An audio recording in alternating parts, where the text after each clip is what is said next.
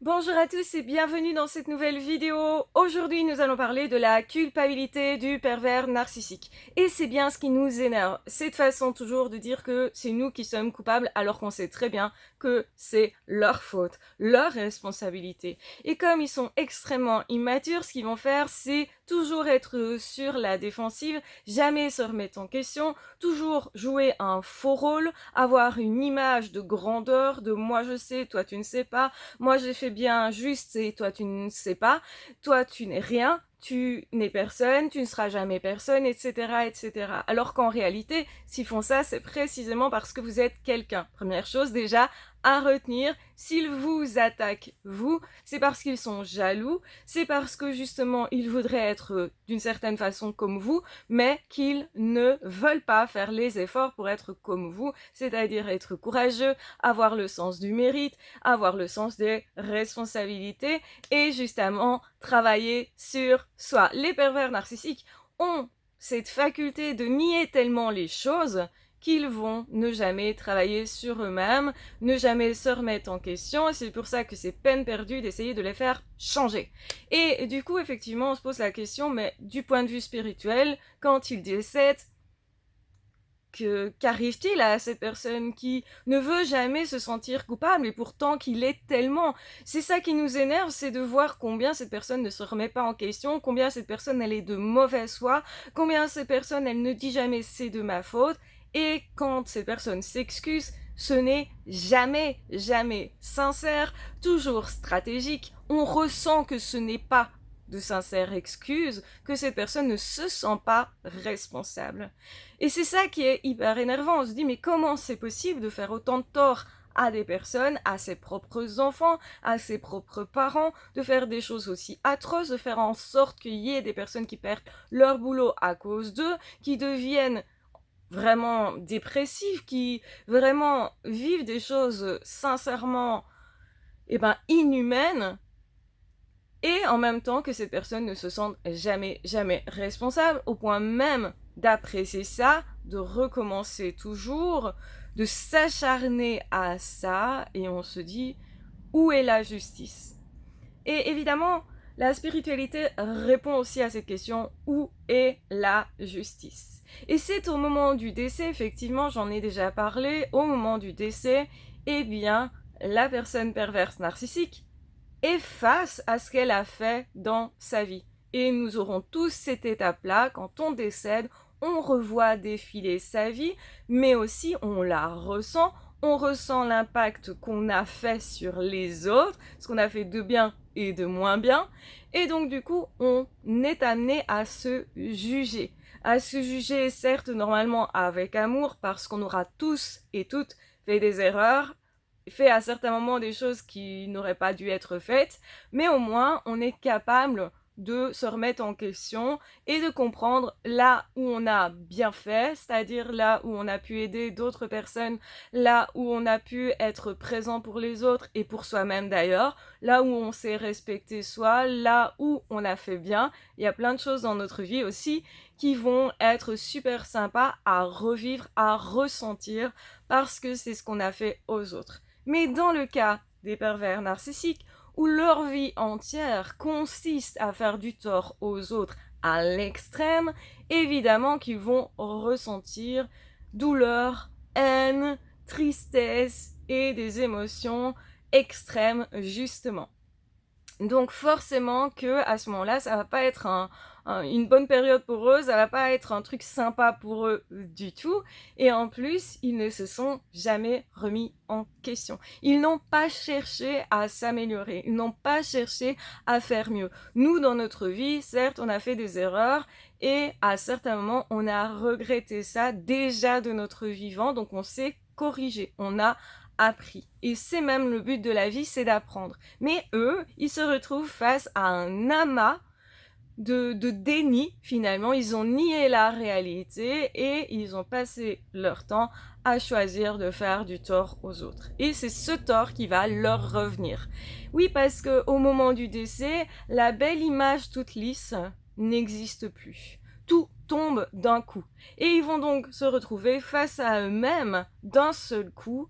Or, toute leur défense consistait précisément à se faire passer pour très grand, sans être réellement quelqu'un, sans rien avoir construit.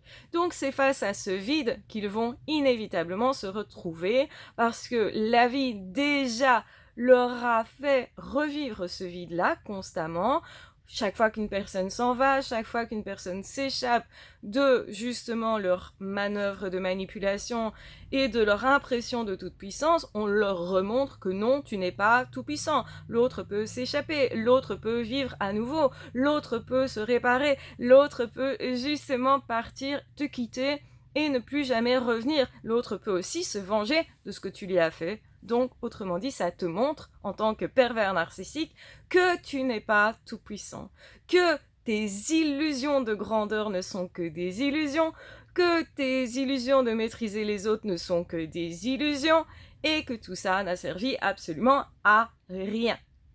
Et donc, du coup, généralement, les pervers narcissiques, à ce moment-là, ils vont être très en colère, mais il faudra qu'ils se remettent en question, sinon, à nouveau, ils vont en réalité errer dans, dans ce qu'ils ont fait vivre aux autres. Donc ils vont revivre et revivre et revivre et revivre, ressasser encore tout ce qui n'a pas été digéré. Et donc c'est ce que certaines personnes dans leurs croyances appellent l'enfer ou le purgatoire. En fait, ce sont justement des états d'esprit, c'est pas forcément un lieu, mais ce sont des états d'esprit qui vont vous faire revivre sans remise en question. Il n'y a pas d'évolution, donc ils vont revivre et revivre et revivre et revivre la douleur, la tristesse, le désespoir, le fait de se sentir impuissant, puisque c'est ce qu'ils font vivre à leurs victimes. Et donc, du coup, effectivement, là, on peut parler d'une vraie justice pour les personnes qui ont été victimes de ce type de profil. Donc, effectivement, ça ne plaît pas du tout aux pervers narcissiques qu'on leur dise « Ah, t'as voulu faire semblant ». Et à un moment donné, ton image, elle va s'effriter complètement. Et d'ailleurs, durant leur vie, c'est ce qu'ils craignent le plus, c'est d'être sous emprise de quelqu'un d'autre et c'est de perdre la face. C'est vraiment ce qu'ils craignent le plus. D'ailleurs, généralement, quand ils perdent la face quelque part, par exemple dans leur milieu de travail ou dans un quartier, ils vont éviter à tout prix ce quartier, ils vont déménager à ce moment-là, ils vont changer de boulot. Pourquoi ? Parce que ça leur est insupportable de se voir comme ce qu'ils sont réellement, c'est-à-dire des impuissants en puissance, des personnes qui ne savent pas faire, qui ne savent pas aimer et qui en réalité ne veulent même pas apprendre à se donner une vraie chance, parce que c'est ça aussi. Et donc du coup, comme ils ont survalorisé tout ce qui était puissance, comme ils sont complètement dans cette illusion qu'ils entretiennent toute leur vie, forcément cette illusion, ils se retrouvent face à leur désillusion au moment du décès, au moment du passage dans l'autre monde, où là on ne peut plus faire semblant. On peut plus faire semblant pour plusieurs raisons, notamment aussi celle que là, dans ce monde-là, on va communiquer avec les autres âmes directement par des émotions, directement par des pensées, donc on ne peut pas masquer ce qu'on pense réellement. Et donc, la duperie ne peut plus se faire, elle n'est plus possible. Et donc, du coup, toutes les illusions ne sont plus possibles non plus. Et donc, le pervers narcissique, il perd absolument toutes ses illusions à ce moment-là, c'est extrêmement brutal, ça lui donne une autre occasion de s'en remettre en question encore une, parce que à chaque victime aimante et à chaque victime qui justement tentait de lui apporter le meilleur, l'amour, et justement de mettre un gros pansement sur ses blessures, il ne s'est jamais laissé faire. C'était autant d'occasions qui lui étaient données pourtant pour changer. Et donc, comme on a le libre arbitre, à ce moment-là encore, le pervers narcissique a le droit ou non de choisir de changer.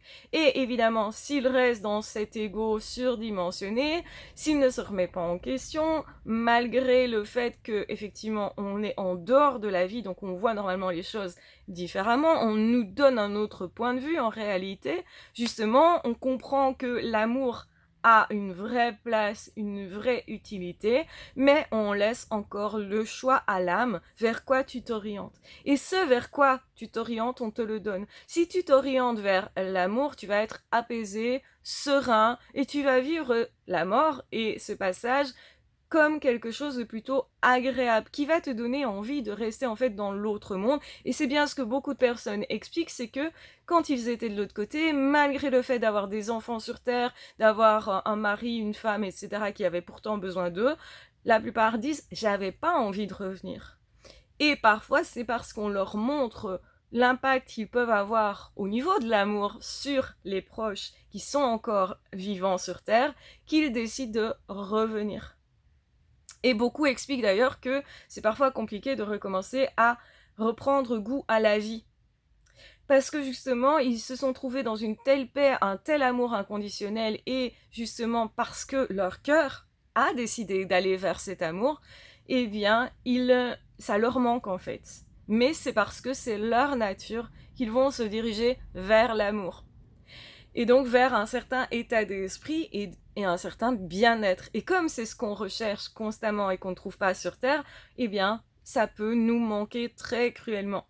Et les personnes qui ont vécu ce type d'expérience, qu'on a réanimé, rappelons que la médecine a tellement fait de progrès que maintenant on réanime de plus en plus de personnes, donc on a de plus en plus de confidence à ce niveau-là, et aussi beaucoup de médecins maintenant sont alertes là-dessus et savent qu'il se passe des choses dans l'autre monde et questionnent beaucoup plus du coup les personnes à leur réveil, et donc récolte beaucoup plus les confidences, les histoires de ces personnes-là, et donc on constate qu'effectivement beaucoup de personnes vont dire « moi c'était vraiment une super belle expérience, au point que j'aurais voulu rester. Je ne voulais pas être réanimée. » Il y a des personnes qui même vont insulter les soignants ou vont justement se renfermer et parfois traverser une vraie dépression à ce moment-là, parce que reprendre goût à la vie, eh bien, ça leur semble fade par rapport à ce qu'ils viennent de goûter.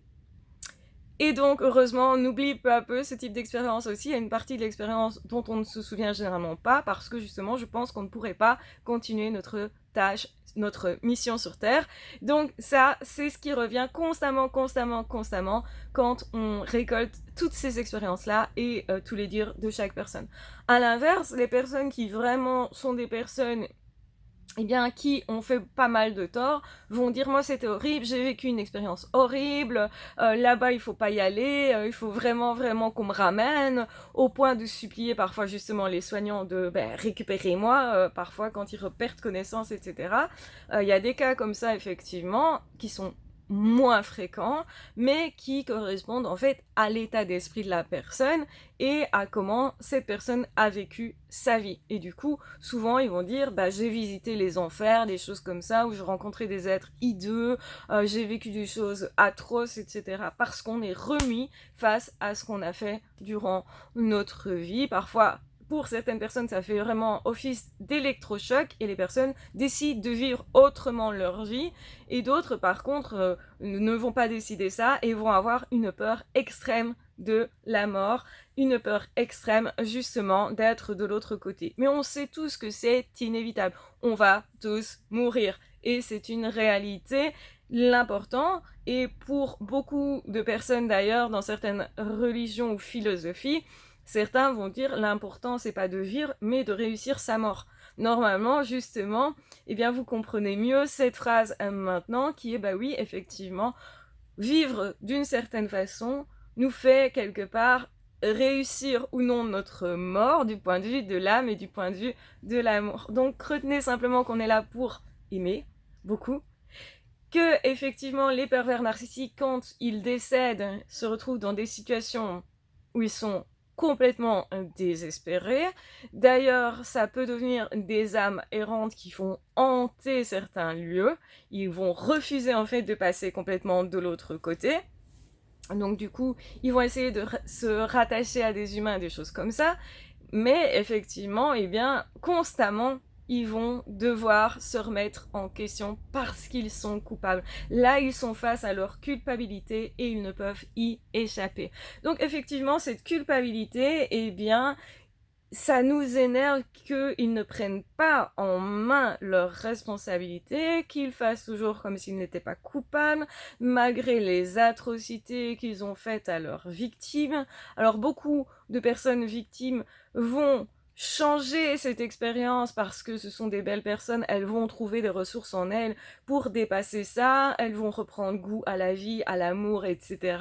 Vont justement considérer que c'est très très précieux de vivre un vrai amour après avoir vécu un amour toxique. Donc ce sont aussi des personnes qui vont se donner peut-être plus de chances de réaliser leurs rêves et de composer avec les autres parce qu'elles auront vécu ça, mais ça c'est une décision de la personne victime. Donc les pervers narcissiques n'ont pas de fonction en réalité. C'est une anomalie, ça n'aurait pas dû exister d'un point de vue de l'autre monde, de l'âme, etc. Au contraire, ce qui est demandé aux âmes, c'est de s'orienter vers l'amour. Mais chacun a ce choix, chacun est testé justement pour connaître la vraie nature de chaque âme. Et donc évidemment, si les pervers narcissiques constamment jouent de l'image, cette image à la mort, elle tombe. On ne peut pas en fait être dans l'apparence. Donc ils perdent constamment ce qu'ils ont construit, entre guillemets, si on peut parler d'une réelle construction. Tout est faux, tout est du vide, et ils ne peuvent du coup que se retrouver face à leur propre vide, et aussi on leur renvoie leur responsabilité. Tu es coupable d'avoir fait ce choix de ne pas aimer, de ne pas vouloir aimer, et aussi de tout le temps avoir voulu faire illusion, comme si c'était l'essence même de la vie. Donc c'est une vie qui est échouée, et donc cette personne, elle pourrait être orientée vers une nouvelle existence pour essayer à nouveau d'être testée, ou au contraire, eh bien, elle va rester à tourner et tourner et retourner ce qu'elle a fait vivre en ressentant ça, cette fois elle-même. Parce que souvenez-vous aussi que les pervers narcissiques sur Terre, ils vont se couper des émotions, ils vont se couper de leurs ressentis désagréables en les projetant sur l'autre. C'est toi qui es responsable, c'est toi qui es pas bien, donc c'est pas moi. Et donc si c'est pas moi, je ne ressens plus rien, je me coupe de tout. Et donc c'est pour ça qu'un pervers narcissique, on a l'impression qu'il gère toutes les émotions, en fait il ne les ressente plus. Ils vont les analyser uniquement d'un point de vue extérieur, ils vont faire semblant de ressentir parce qu'ils connaissent ce que disent les autres de telle ou telle émotion ou ce que la société dit dans tel ou tel cas. Ils connaissent très bien les normes sociales et c'est pour ça d'ailleurs que ce sont juste des faussaires. Il faut comprendre que c'est une folie, mais qui est souterraine, qui ne se voit pas, parce qu'il s'adapte très bien aux règles de la société, et donc c'est pour ça que dans plein de cas, il passe complètement inaperçu pour plein de personnes qui ne sont pas suffisamment proches d'eux pour en souffrir, et qui du coup ne se rendent pas compte de ce que c'est réellement la perversion narcissique. Donc voilà un petit peu comment justement on peut étudier ça d'un autre point de vue. Je pense que c'est super important, super intéressant aussi pour les personnes qui ont été victimes de ça, pour se reconstruire, de savoir, oui, il y a une justice, ça arrive après la mort, ça c'est sûr, mais même durant la vie, ils vont être testés justement pour voir leur vide et pour essayer de se remettre en question. Mais ça dépendra toujours de leur volonté, mais ce n'est pas éternel, ils ne vont pas être les vainqueurs éternels, au contraire, ils vont déguster beaucoup parce que rester à subir ce qu'ils ont fait subir eux-mêmes, eh bien la peine est beaucoup plus lourde que finalement ce qu'ils vous ont fait ici sur cette vie, parce que c'était juste un instant de vie, même si vous allez me dire ah mais non, c'était quand même conséquent pour moi, ça a eu beaucoup d'impact, j'ai beaucoup souffert, j'ai perdu beaucoup peut-être aussi d'argent, d'amis, de vie, de temps de vie, et ça ne semble pas du tout anodin à nos yeux de vivants, mais quand on décède, effectivement, on peut voir ça différemment, on se dit bah oui, finalement c'était qu'une parcelle de vie, qu'un petit bout, je peux faire de ma vie, de tout ce qui me reste à vivre après, énormément de choses, et moi je vous recommande de vous fixer là-dessus, de vous dire ok, quels sont les rêves que j'ai pas réalisés, qu'est-ce que je peux me donner comme chance parce que j'ai vécu ça, comment je peux moi échanger plus, partager plus, me donner plus,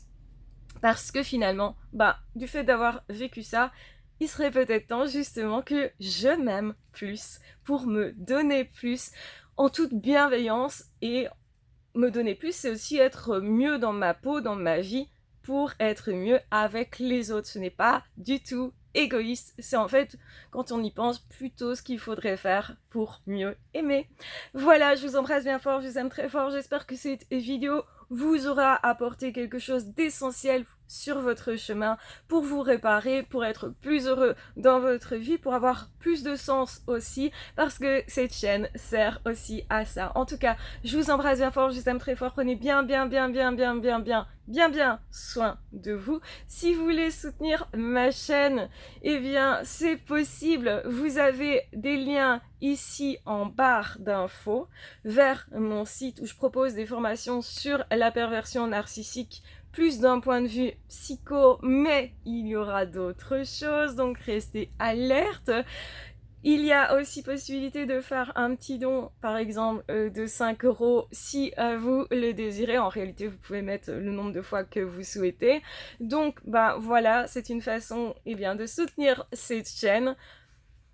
Si vous considérez que ça vous apporte quelque chose, et juste un encouragement, un petit merci, un petit commentaire ici, ça m'aide déjà. Un petit abonnement, ça fait super plaisir aussi. Un petit like, vous savez, ces petites choses qui ne coûtent rien, mais qui montrent que, ça vous a aidé. Comme ça m'encourage à vous refaire du contenu. Ce qui va m'encourager aussi, c'est que vous posiez des questions. S'il y a des questions que vous avez en tête, qui vous perturbent, vous cherchez des réponses, vous n'en trouvez pas, vous auriez besoin qu'on discute de quelque chose, sait-on jamais, posez toujours la question, peut-être que j'ai la réponse, peut-être que ça va aussi m'inspirer pour faire un contenu pour vous et qu'on pourra du coup partager de cette manière-là. En tout cas, je vous remercie infiniment de suivre cette chaîne parce que je trouve que c'est une belle aussi aventure malgré tout.